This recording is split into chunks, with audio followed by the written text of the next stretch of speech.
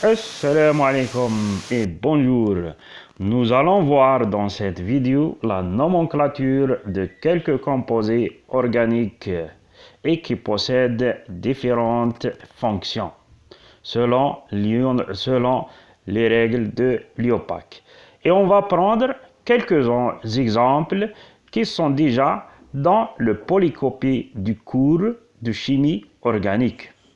On commence par ce premier exemple. Soit la molécule suivante, on observe que la chaîne principale contient une double liaison.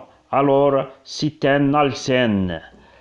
La chaîne la plus fonctionnelle, la plus longue et la plus substituée contient 8 atomes de carbone. Alors, c'est un octat. La double liaison est située au niveau du troisième carbone.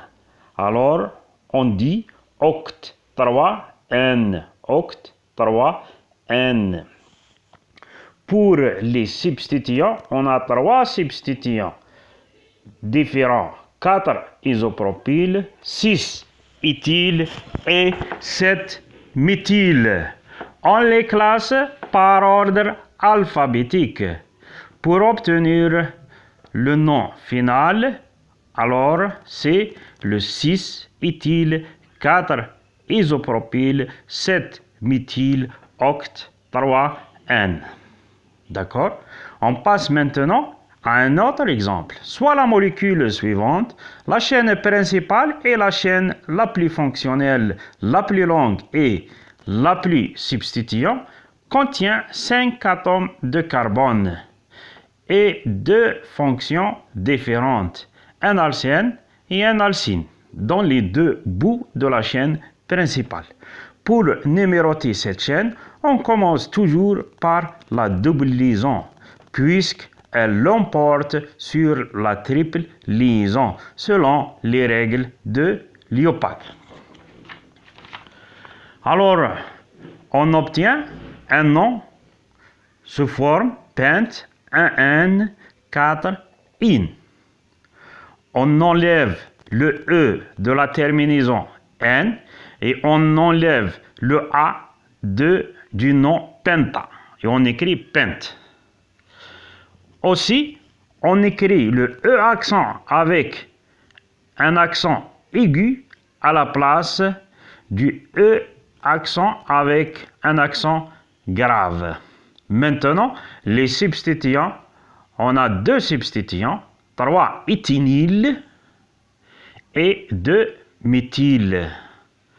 On les classe par ordre alphabétique pour obtenir le nom final du composé et qui est le 3 éthinyl, 4 méthyl, pent 1N, 4In.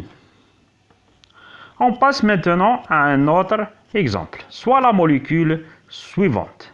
Le composé suivant est un composé cyclique.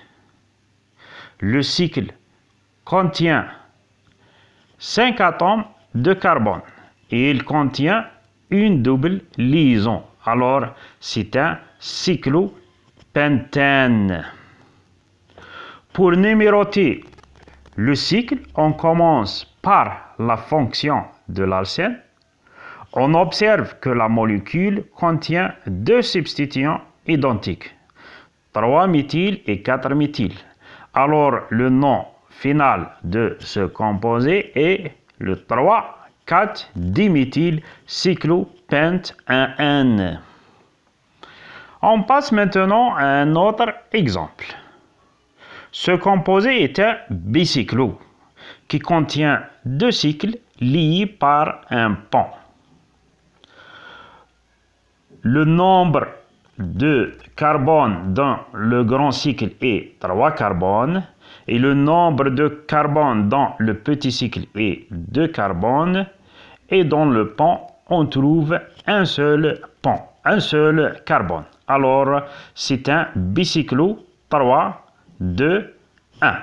Bicyclo 3, 2, 1. Ce bicyclo contient 8 atomes de carbone. Alors, c'est un octe. Pour le nommer, on le nomme par bicyclo 3, 2, 1 octane.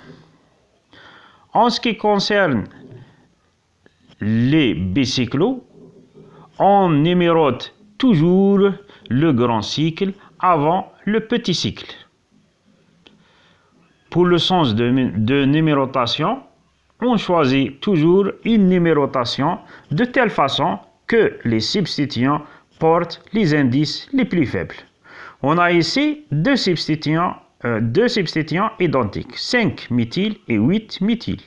Alors le nom final de ce composé est le 5,8-diméthyl bicyclo 3, 2, 1 octane. On a ici un autre exemple. La molécule suivante est un spirou. Sa forme est présentée par deux cycles et qui sont reliés par un seul atome de carbone. Ce spirou contient 5 atomes dans le grand cycle et 4 atomes dans le petit cycle. Alors, on le nomme par spirou 5,4. Spirou 5,4. Pour la numérotation, c'est l'inverse par rapport à la numérotation dans les bicyclos.